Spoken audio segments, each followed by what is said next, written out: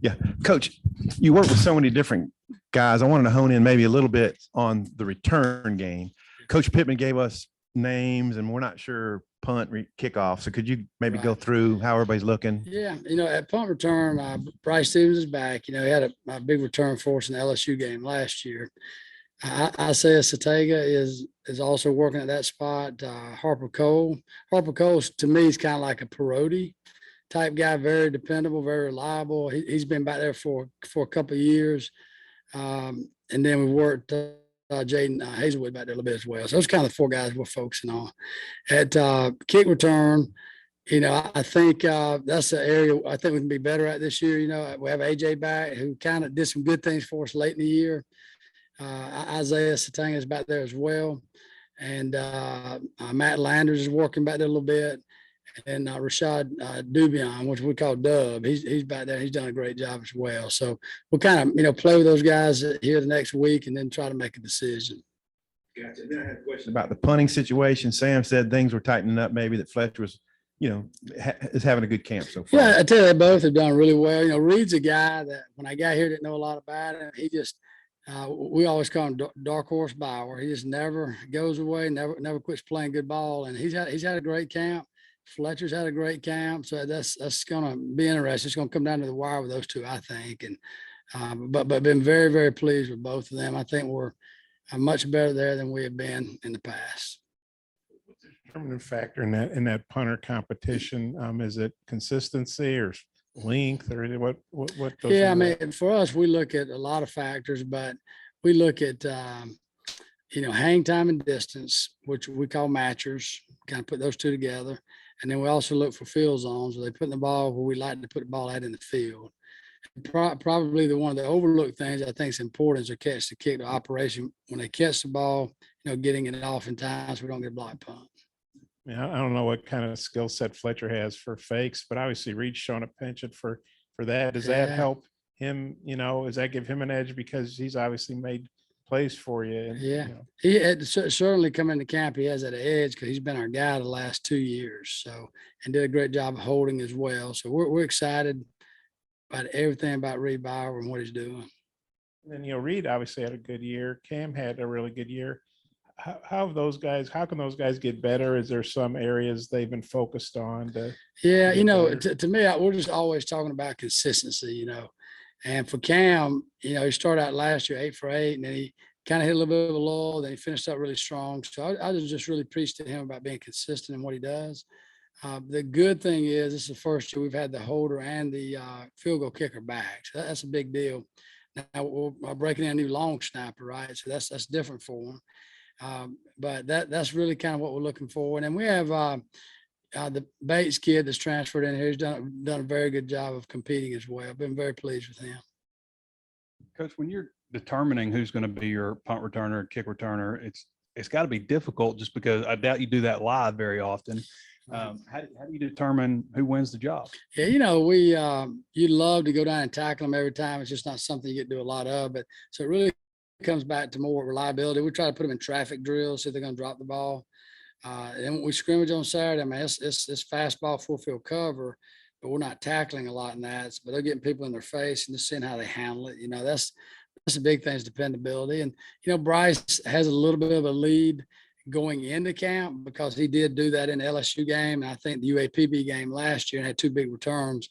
But the other guys are doing really well. And that's a tight competition.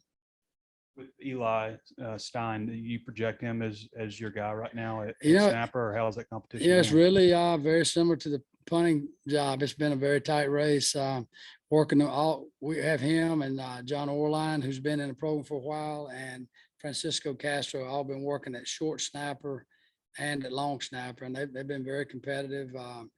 But Eli, as a freshman, just like Fletcher, you just got to grow up really quick. So like today was a rain day for us. We get out, if it's raining and we're indoor, we're going to always go outside and handle the ball. So I think it was really good for him to get that today. I was glad him and Fletcher both were able to get that outside today. So, but that'll probably come down here in the next 4 or 5 days. Jordan Silver, he was so reliable for so long. What's it like not having him? And do you feel good about, whoever that snapper is, that's going to still be a good spot for you? Yeah, I think when once we made that determining factor who that is, I feel good about it. I think we got three good choices. I've been in places where you got one guy and the other two are just guys. So we have three really good snappers here. But but anytime you lose a starter like Jordan Silver, very consistent guy, you just got to kind of start over and get someone ready. And after the first game, you'll feel better about it or worse about it. That's for sure. But I think we're heading in the right direction. Maybe describe what kind of camp Cam's having, what kind of camp Reed's having. Just how would you break each of those guys Yeah, down? Cam's been very consistent. I thought Cam had a really good spring, and he's had a really good fall camp, live and in charting. We do kind of a live charting and scrimmage, kind of break it up into three areas. He's been very consistent. And Reed's been very consistent as well, and our punters, and I field kickers as well, but particularly our punters, they've been very competitive and both been very good for us in camps. I'm excited about both those guys, and we've had as good a camp with our punters as I've ever had. Just their consistency on what they're doing. But that's the big thing for those guys coming back. Cam and Reed both just bring value because they've been there, done that. They play in big games. Coach Pittman was telling us that I guess there's a pretty good battle with Cam and Jacob Bates for the kickoff guy. Mhm. How's that going? And who's got maybe Yeah, the lead? Right the good thing for Cam, like anybody, Cam is our field goal kicker, but he loved to be the kickoff guy, right? So he's competing his tail off. He's certainly better than he was a year ago. He did kicking the bowl game for us. And then Bates is kind of a guy that was a soccer player turned football, that's always been a kickoff guy. So that's kind of why we brought him here to see how he would do, but he's done very well. So this scrimmage this Saturday would be really big for me to see how they kind of finish up camp.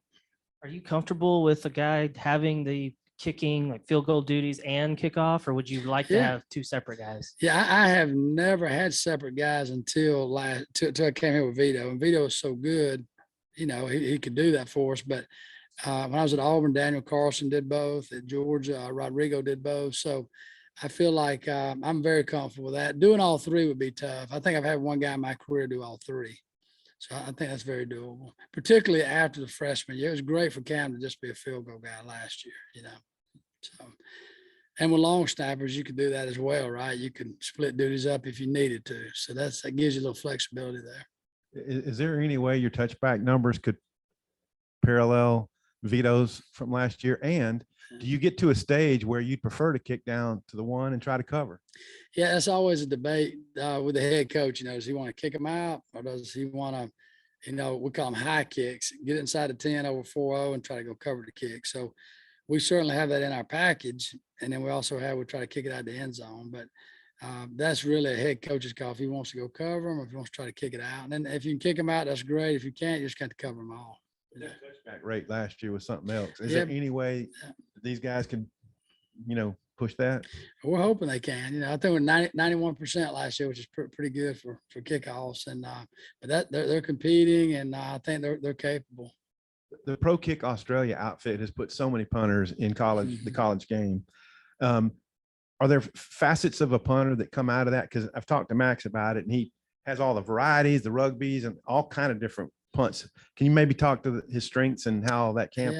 Yeah, the kids coming from the Australian are very good with rugby and traditional. They just have their feet are like our hands here, right? They can do all kinds of things with the feet.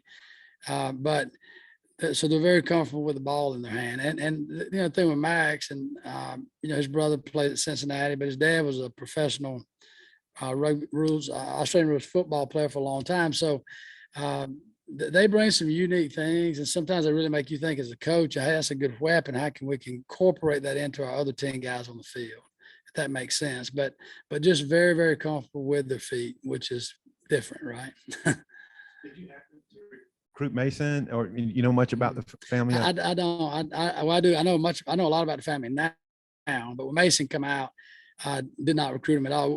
We're not in the market for a punter at that moment, but I've certainly got to know the family. They're great people, and I think the mom and dad are coming over here to catch the game. It's a very, very long trip, about a 20-hour plane ride. So But they're excited about coming over and be able to see both their sons. That's kind of unique, to be able to do that. Do they teach at Pro Kick Australia how to hold? No, I don't think so. But I don't know if anybody teaches it much in high school, but we've been working on him in that department, but he's getting better with it every day. But that's typically new for a lot of punters. From a travel standpoint, I don't know how many punters you have traveled, but does that factor into who wins the job, who's the best holder? Yeah, that certainly can play into it. So we typically would travel 5 or 6 specialists. We try to carry 2 kickers, 2 punters, 2 long snappers, or you could take one off if a guy's a combo guy that could kick off, and maybe like Sam Lloyd was capable of kicking off last year, but then also he's a punter. So that certainly helps us and that brings value there. And 100% the holder is going to travel, right? That's real important. Got to score points. You were able to get out on the road for the first time since COVID and recruit Mhm. during the evaluation period. What kind of areas are you hitting? I know probably Southeast, obviously. Yeah. But areas that you're hitting specifically, and just what all things do you cover when you're out? What are you looking for in these specialists and other positions, I guess? Yeah, for me, I have a pretty large area. I have a really small piece in the Hot Springs area in Arkansas. I'm recruiting the whole state of Alabama, which we're kind of going in and picking and choosing through that.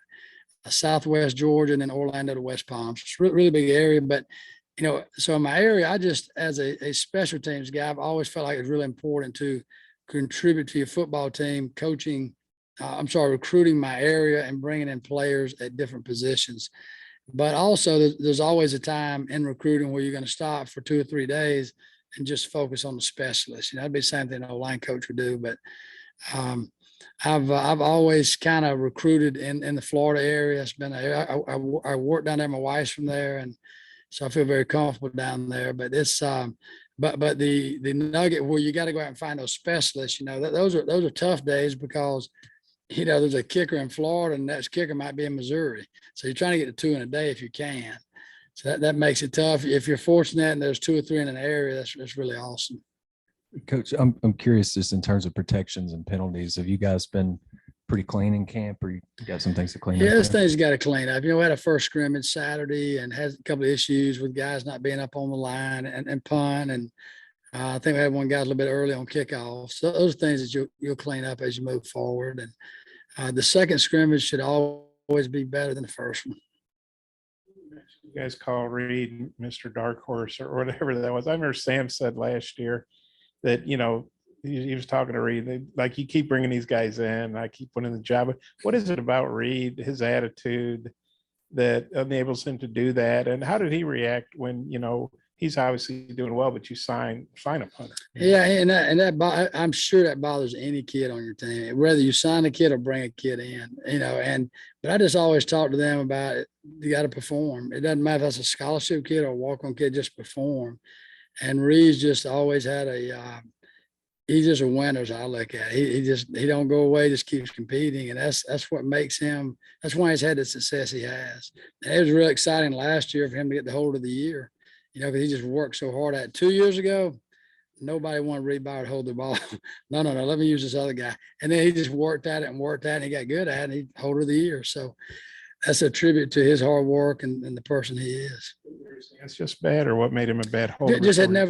never done it in his career. And so just working it day in and day out kind of made a difference. Seems like the depth overall on the team is maybe better than it has been. Have you noticed that trickle down to maybe like the coverage units and Yeah. things like that? Yeah, we have, I think, a little more speed than we've had in the past, which helps. And my first year here, we just really were moving guys around a lot. And last year, TJ Hammonds was a guy on punt. It was just a tremendous X factor for us getting down the field.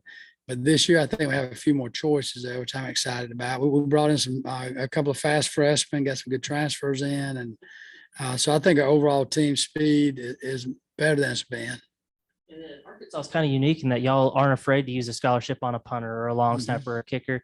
How do you go about determining which years to recruit those? Is it just a matter of, hey, we're losing a guy, we need to go replace them? Or Yeah, I mean, ideally, so I kind of give you 2 scenarios, and it's always about the head coach, right? And so Coach Pittman puts a lot of emphasis on special teams, and our kids see that. So I've been places where you have 3 on, and then the year before your kicker's a senior, you bring in a guy and let him watch behind. So when I'm at Auburn, Cody Parkey, who's I think with the Titans now, was a senior. We brought in Daniel Carlson and let Daniel get a few kicks that year. And so that's kind of what you do at some spots.